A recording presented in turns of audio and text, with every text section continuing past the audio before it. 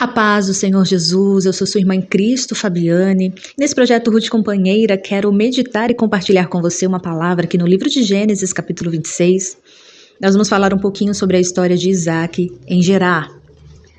Houve fome naquela terra, como tinha acontecido no tempo de Abraão, por isso Isaac foi para Gerar, onde Abimeleque era o rei dos filisteus. O Senhor apareceu a Isaac e disse: não desça ao Egito, procure estabelecer-se na terra que eu lhe indicar.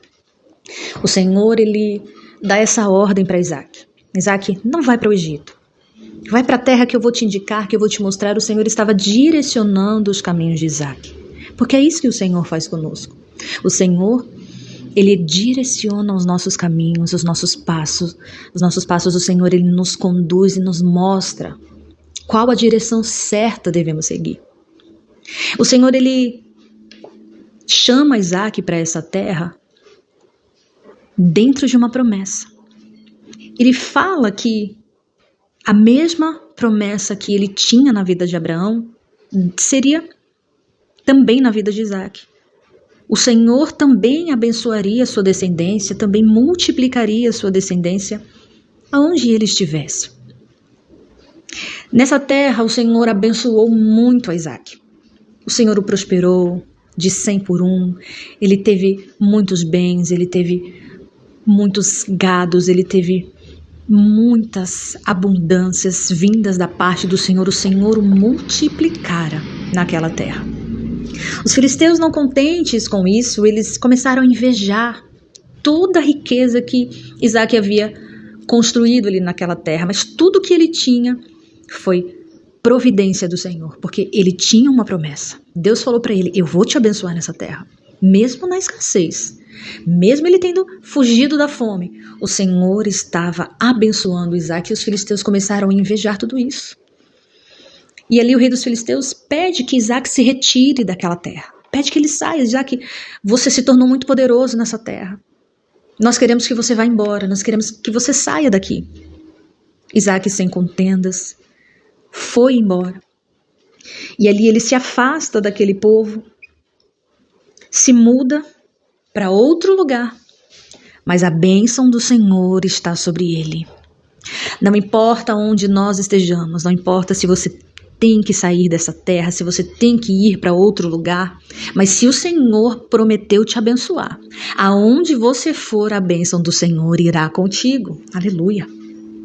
Isaac sai daquela terra, ele não contendeu com os filisteus, e ali ele começa a reabrir os poços que os servos de Abraão, seu pai, tinham feito. Porque os poços eram a vida para eles. A água é a vida, né? Como eles conseguiriam saciar a sede do seu rebanho? Como eles conseguiriam viver sem água? Então, ele começou a descavar os poços que foram construídos pelos servos dos seus pais. E aí, mais uma vez, os filisteus vieram, contenderam com ele, dizendo: esses poços são nossos, não eram deles.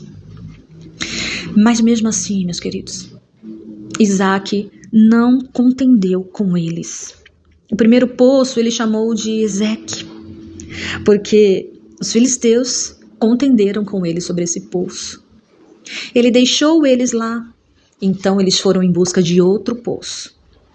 O segundo poço se chamou Sitna, porque também os filisteus contenderam com ele. A qualquer custo eles queriam brigar com Isaac, contender, retirar da vida dele aquilo que era dele, porque havia sido cavado pelos servos do seu pai, era uma herança de Abraão. Mas mesmo assim, mais uma vez, Isaac não contenda com eles e se muda daquele lugar e vai para outro lugar. Que lição podemos tirar através dessa palavra? Nós podemos ver aqui que não vale a pena contender, meus queridos. Não vale a pena entrar em conflitos, perder o nosso tempo, gastar as nossas energias. Se a bênção do Senhor está sobre nós, por que nós vamos parar para brigar com aqueles que se levantam contra nós? Por que nós vamos contender com aqueles que invejam o que Deus tem feito nas nossas vidas? Isaac não perdeu tempo. Mais uma vez, ele se muda e sai daquela terra. No terceiro poço, quando ele cava, agora sim, eles não contenderam mais com Isaac. Os filisteus não arrumaram mais confusão. Então Isaac chama aquele poço de Reobote. Aleluia. Porque eles não discutiram mais. E ali ele dá esse nome porque ele diz: o Senhor nos deu esse poço, o Senhor nos fez alcançar lugares amplos, espaço aberto, largueza. Reobote significa isso. Lugares amplos, espaço aberto, largueza, prosperidade, lugar de bênção. Podiam ter contendido com ele, podiam ter se levantado contra ele, mas a bênção de Deus estava sobre a vida dele. Então, nada, minhas queridas, vai impedir que a bênção de Deus se manifeste sobre nós. A bênção de Deus estava sobre Isaac. O terceiro poço foi uma bênção para ele.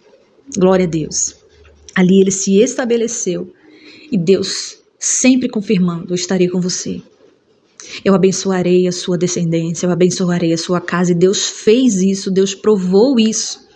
Mesmo que homens, pessoas se levantassem contra ele, mas a bênção do Senhor estava com ele. Ninguém tira a bênção de Deus das nossas vidas. Não vamos perder tempo contendendo, não vamos perder tempo discutindo. Vamos confiar na promessa, vamos confiar na palavra do Senhor. Se Deus diz que está contigo, Ele vai te abençoar. Nós finalizamos esse capítulo deste ensinamento com esse episódio que entristeceu muito Isaac e Rebeca, porque o seu filho Esaú, ele se uniu, ele se casou com mulheres estrangeiras, com mulheres cananeias.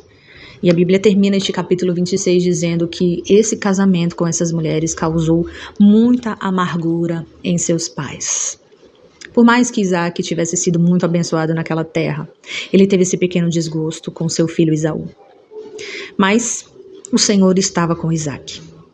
Esse foi um pouquinho do capítulo 26 do livro de Gênesis. Que Deus abençoe sua vida, em nome de Jesus. Continue conosco no Projeto Rede Companheira.